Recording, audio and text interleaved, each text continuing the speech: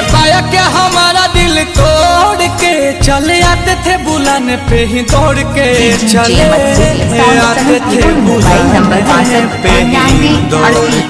8488। फिर गए मुँह हमसे क्यों मोड़ के, गए मुँह हमसे क्यों मोड़ के, गए आखिरी निशानी जो तू छोड़ के। अब सोता हूँ दुपट्टा तेरा ओढ़ के, जुदाई तेरी जान ले गई, जुदाई तेरी जान ले गई। तुझे देखता हूँ साथ किसी और के, देखता हूँ साथ किसी और के, याद आती है पुराने उस दौर के। अब सोता हूँ दुपट्टा तेरा ओढ़ के, जुदाई तेरी जान ले गई, जुदाई तेरी जान ले गई। जब देखता हूँ साथ किसी और के।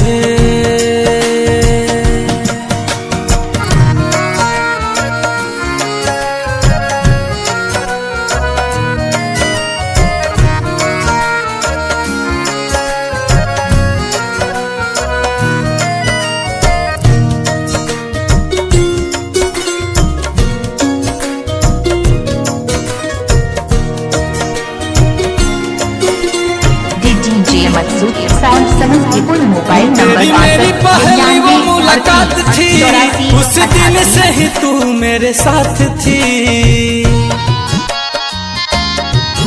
तेरी मेरी पहली वो मुलाकात थी, उस दिन से ही तू मेरे साथ थी, उस दिन से ही तू मेरे साथ थी।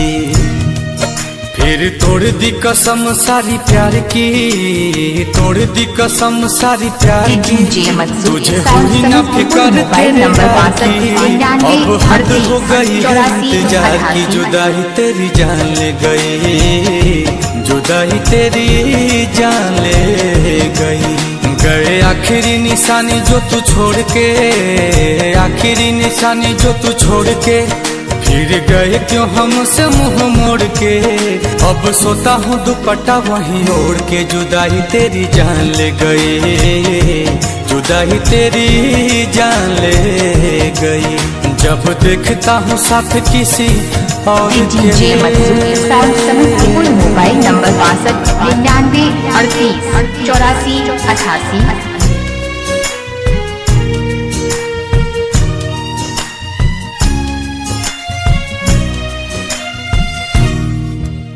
तुम्हारे बारे में अब कोई बात नहीं करते, तुम्हारे बारे में अब कोई बात नहीं करते, तुम्हें सोचकर अपना वक्त बर्बाद नहीं करते।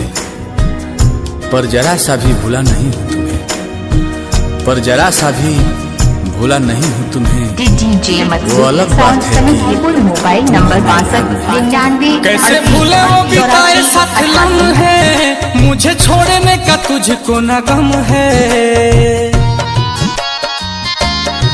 ओ कैसे भूले वो बिताए साथ लम्हे, मुझे छोड़ने का तुझको न गम है, मुझे छोड़ने का तुझको न गम है।